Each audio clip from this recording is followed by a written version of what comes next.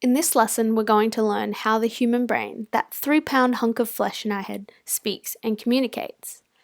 Pretty much everything in our experience, from euphoria to hunger to desire to fuzziness to confusion to boredom, is all communicated by way of these signals sent by our body's own electrochemical messaging system. Now, in order to understand how the brain works, there are two structures we need to become familiar with. The first is the neuron, and the second is the synapse. So let us start with the neuron. Just like all organs in your body, the brain is made up of cells, and the neuron is the name given to the specific type of cell that makes up the brain. In fact, your brain is made up of an estimated 100 billion neurons. Just like every other cell, neurons have a cell body, and this is where all the machinery that keeps a cell alive is located. Structures that produce energy or dispose of waste, things like that. Now, neurons contain a number of additional structures that make them unique and different from any other type of cell. The first of these is called a dendrite. Dendrites are branch-like structures that jut out from the cell body, and since they're made up of the same material as a cell body, they can be thought of as branches jutting out from the trunk of a tree. Exposure to alcohol, however, has been found to have an adverse effect on dendritic growth, reducing the branching, length, and spine density of dendrites. With regards to communication, we can think of dendrites as input points. In other words, information comes into a neuron via the dendrite. Next, neurons have a long, thick tube that shoots away from the cell body, and this is called the axon. Some axons may be quite long, reaching, for example, from the spinal cord down to a toe. Unlike dendrites, the axon is technically not part of the cell body. Rather, it's a wholly different and unique structure. So because of this, there's a name for where the cell body and the axon meet, and that part is called the axon hillock. With regards to communication, information flows along the axon, much like an electrical signal flows along a telephone wire. Now, you might notice in this picture that the axon is occasionally wrapped in a kind of protective coating that is milky white and slippery in appearance and texture. And this coating is called the myelin sheath, and this serves to insulate the axon, essentially separating portions of the axon from the external environment. The small areas of the axon that aren't insulated, that are exposed to the external environment, are called the nodes of Ranvier. And with regards to communication, we're going to see later what the purpose of the myelin sheath and the nodes of Ranvier are. Now finally, the axon ends by splitting into a number of small nodes called terminal buttons. And just as we can think of dendrites as the input points, we can think of terminal buttons as the output points. In other words, information exits the neuron via the terminal button. The second structure we need to become familiar with is the synapse. The synapse is the point at which two neurons speak to one another, where information exits the terminal button of one neuron and enters the dendrite of a second neuron. Synapses are also the root of many psychiatric disorders, and they are basically why illicit drugs and addictions to them exist. In the human brain, there are an estimated 100 trillion synapses, which are 1,000 times thinner than a piece of paper, more numerous in your head than grains of sand on a beach or stars in the universe. Interestingly, if we zoom in real close to a synapse, we find that the two communicating neurons do not actually touch. Rather, there's a small gap between the end of one neuron and the start of the next. So within the synapse, we have three major structures. We have the presynaptic terminal, the synaptic cleft, and the postsynaptic terminal.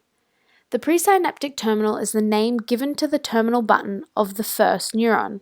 Another term used for the presynaptic terminal button is end bulb. So this is where information exits the first neuron, and within the presynaptic terminal there are a number of small bubble-like sacs filled with chemicals. These sacs are called vesicles, and the chemicals inside the vesicles are called neurotransmitters. These neurotransmitters can be thought of as chemical messengers. An example of one is dopamine, which is a neurotransmitter which plays a major role in the motivational component of reward-motivated behavior. Now, the small empty gap between the two neurons is called the synaptic cleft. This space is less than 5 millionths of a centimeter apart, and it's here where the neurotransmitters that allow neurons to communicate must flow across. So in a way, we can think of neurons like the continents we have on Earth, and the ocean that connects these continents together can be thought of as synapses, or the synaptic gap. So the synaptic gap is an open space between neurons. And finally, we have the postsynaptic terminal. That's the name given to the dendrite of the second neuron.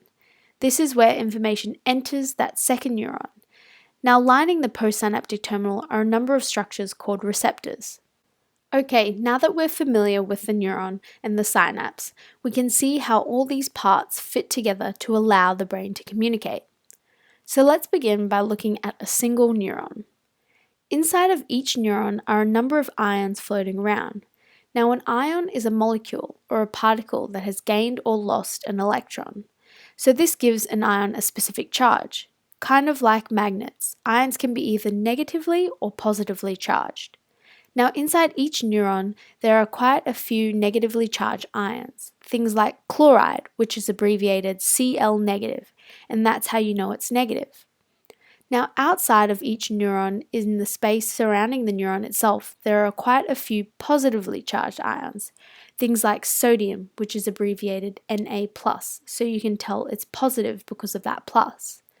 This means that typically it's far more negative inside of a neuron than it is outside of a neuron, and this difference is called polarization. So when a neuron is at rest, when it's not firing, when it's not communicating, when it's just sitting there, polarization is typically around negative 70 millivolts. This means that there's about 70 millivolts more negativity inside of the neuron than there is outside of the neuron. And we call this value, this negative 70 millivolts, the resting potential of a neuron. So what happens to cause a neuron to fire? The process begins at that spot where the cell body and the axon meet the axon hillock. And the reason it occurs here is because this area has the highest density of voltage-fated sodium channels. At the axon hillock, there's always a large number of ions floating and fluctuating around.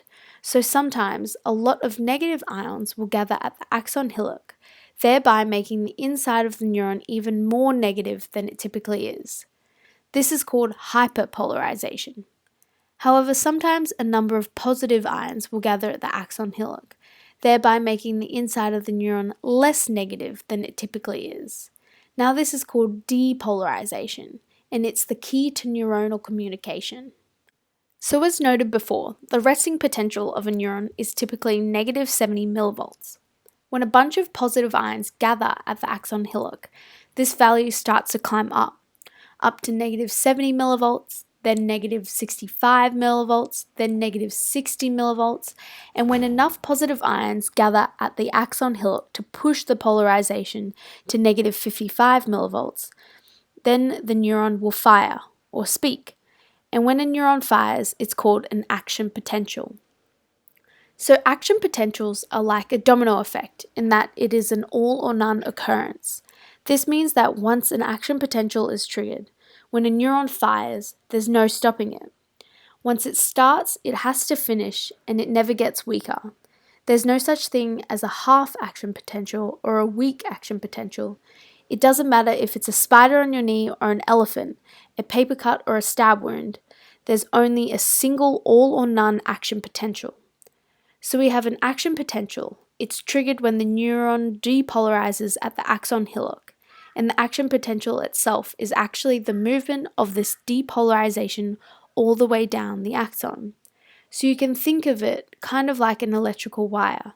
The depolarization is essentially an electrical signal that travels down the axon, just like an electrical current travels down a wire. So as you can guess, when it comes to communication in the brain, speed is going to be of the essence. And this is the reason for the myelin sheath. As noted earlier, the myelin sheath serves to insulate the axon from the external environment. This can be thought of similarly to the rubber insulation that covers electrical wiring. It also means that underneath the myelin sheath, no depolarization is required. In essence, the action potential can skip past any area of the axon that is covered in myelin. This means that an action potential doesn't have to travel smoothly all the way down the axon. Rather, it jumps really quickly across those nodes of Ranvier we saw earlier, those little exposed areas between the myelin sheath. So this type of jumping signal is known as saltatory conduction, which is derived from the Latin term saltere, which means to hop or leap, and it serves to drastically accelerate the speed with which an action potential can travel along an axon, because essentially there's a lot less ground for the signal to cover. Now eventually the action potential is going to reach the terminal button, and to see what happens next, we need to zoom in now to the synapse. When the action potential hits the terminal button, it opens up channels that allow calcium to flood into the presynaptic terminal. Now this calcium in turn pushes those chemical-filled vesicles against the edge of the presynaptic terminal, where they then release their neurotransmitters into the synaptic cleft. So inside the neuron, we had this informational signal that was electrical, but here at the synapse, that informational signal changes and it becomes chemical in the form of these neurotransmitters. When in the synaptic cleft, neurotransmitters don't really do much. They don't swim or propel themselves forward, rather they simply float around. So we call this now passive diffusion, and every once in a while when passively diffusing, a neurotransmitter will bump into one of the receptors on the postsynaptic terminal. In order for the two to interact, however, they must fit like a lock and a key. So most neurotransmitters will not fit most receptors, so simply bounce into one another and nothing will happen. But occasionally, you will get a match. A neurotransmitter will fit into a receptor, just like a key will fit into a lock. And when this happens, the receptor will open a channel, allowing ions to flood into the postsynaptic terminal. And remember, ions are simply molecules with a charge. So for this reason, we call a movement of ions into the postsynaptic terminal a synaptic potential.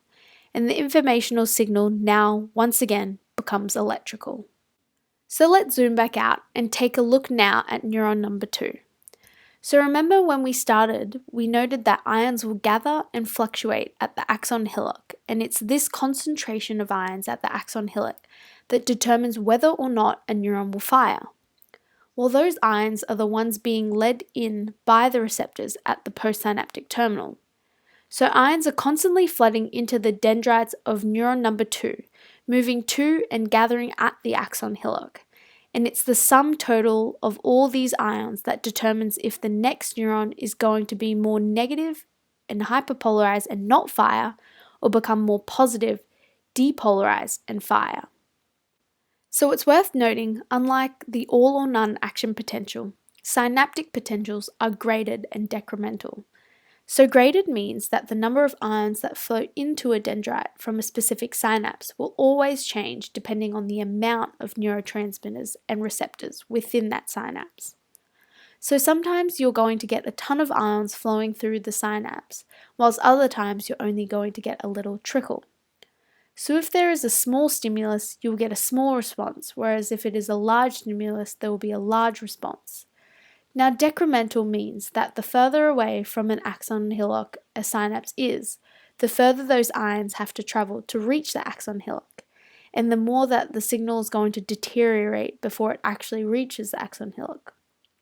So this means that the further away from the axon hillock a synapse is, the less powerful that synaptic potential will be, the less likely that synapse will determine whether the neuron will generate an action potential or not.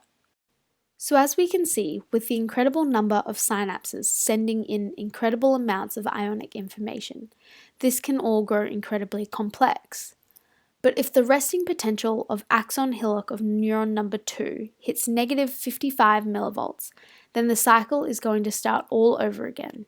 An action potential is going to be generated. It's going to travel down that axon, release neurotransmitters at the synapse, altering the synaptic potentials of the next neuron, and on we go, with some neurons generating up to 50 action potentials per second. And this is how the brain communicates.